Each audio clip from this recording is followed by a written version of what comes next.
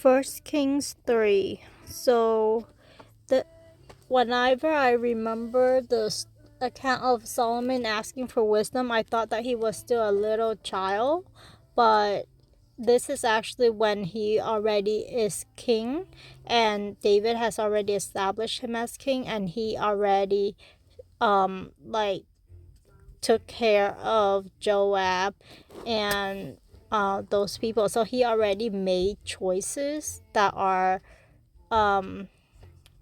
that I think David see that he already have some sort of wisdom, but he did continue to offer sacrifice and burn incense on the high places.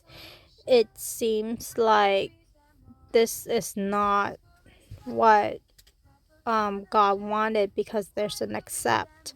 Like he showed his love for the Lord by walking according to the instructions given by his father David. Except that means that this act wasn't something that God wanted him to do.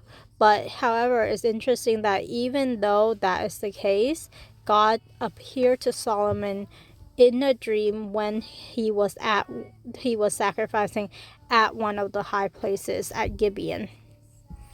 And then he was already at marriageable age, and he married he made an alliance and married the king of Egypt's daughter. And so he's already started to kind of like marry for alliance kind of like thing, but and as we later know, he will accumulate for himself a lot of wives, and that's definitely not something that God wants either.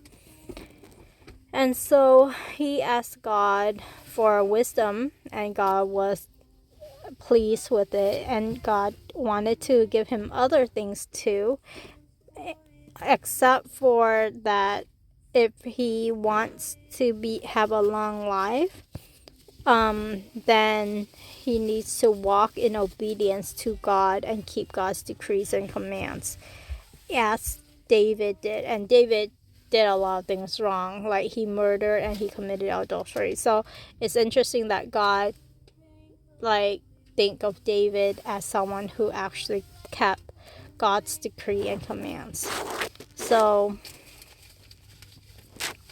when he returned to Jerusalem, then he stood before the ark of the Lord's covenant and sacrificed burnt offering and gave a feast. And we also read about a wise ruling that he did. And